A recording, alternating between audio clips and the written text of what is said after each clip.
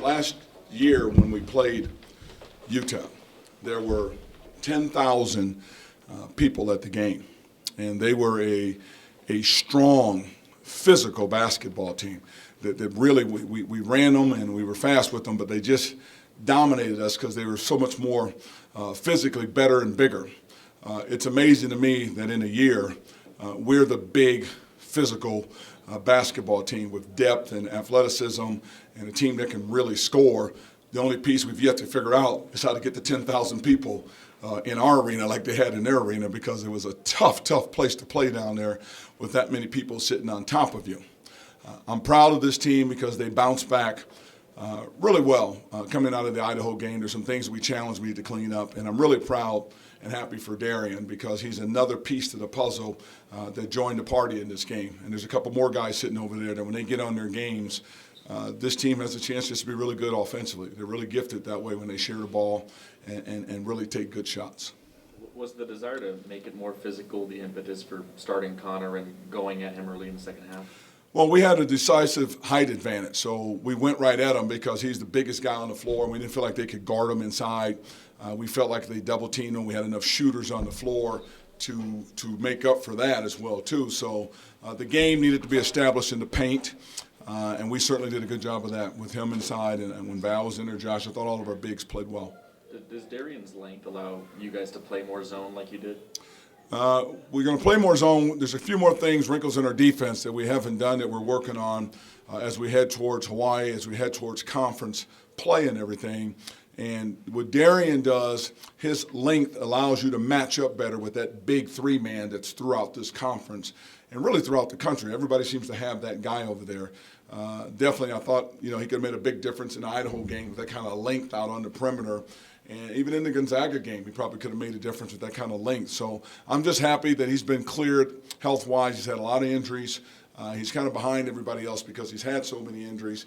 But he's starting to play better now. And I just think with his length and his skill set, his ability to pass, dribble, and see plays and make plays, it just makes us a different team now, a different team again. Had you seen in practice that he was ready for a few more minutes, was ready for a jump like this? Well, the biggest thing is him is he's been banged up. I mean, he came in with a major ankle injury and that he was out of basketball for like 3 months. So it took him a while. He came in really, really thin. We had to put 20 pounds on him, and then he got hurt again in practice. So he's just gotten to where he's been able to fight through and start to play and get some time in practice. And I think the more he plays, the better he's going to get. How important is it to get Connor going like you did in the second half on a nightly basis? It's real important. He's one of the biggest players in the conference. With him and Val, it gives us a 1-2 punch in junior that I don't know a lot of teams have that kind of size and skill set in there. So I'm happy for Connor because, again, he was a player that came in late, 30 pounds overweight. He's lost 33 pounds now since he's been here, and he's starting to find his game. And that's a real good thing for us to have that low post presence down there. For Darian, is he one of those guys who can be streaky that, all it takes is maybe one shot and he kind of finds his groove? He could be streaky, but as we looked at his game in junior college, what he was an automatic jump shooter from the baseline. And he played really well. He could really handle the ball. He played point guard as well as playing a small forward, as well as playing the off guard. So that's the versatility that fits our style of play. And he's got the length to defend and maybe not have a physical matchup with somebody, but his length can certainly bother a shooter out there on the perimeter. So he just gives us a chance to be bigger. When you look at that back line, I saw Val in the middle, Josh on one side, Darren on the other side. That's some length back there. And then we had Q up front with Charles. That's more length and athleticism. And I thought it was very difficult for them to penetrate that and score against that. UTEP had pretty good block and steal numbers defensively.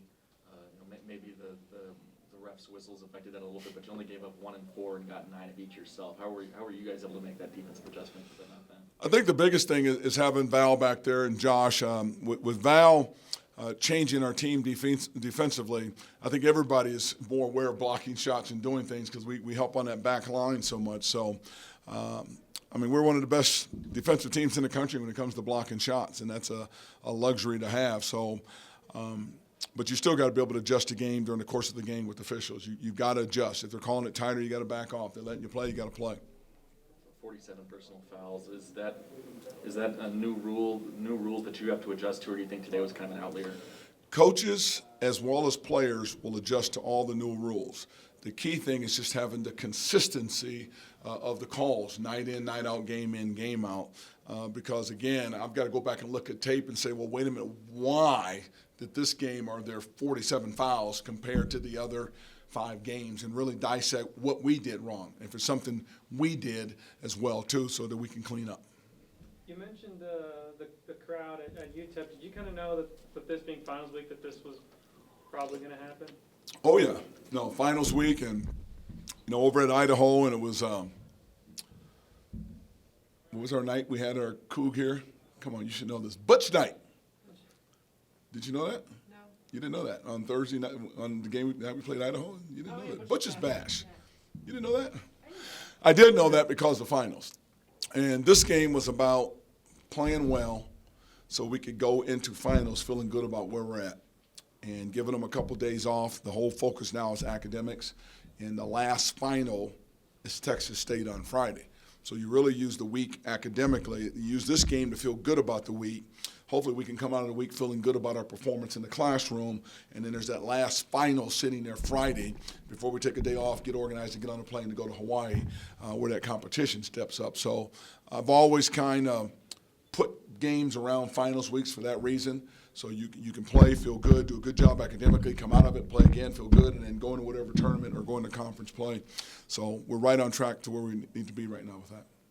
Would you like Josh to let fly on a few of those, more of those 3-pointers? He kind of takes a look at it and passes it up. I leave that up to him because everybody on the team has green light to shoot the ball. They just need to understand rhythm, and they need to understand uncontested shots, and they need to understand just the timing of it, good shot, bad shot. So, I just leave it up to Josh. If he wants to pull it, he can pull it. If he wants to pass it, put it down, that's totally his call.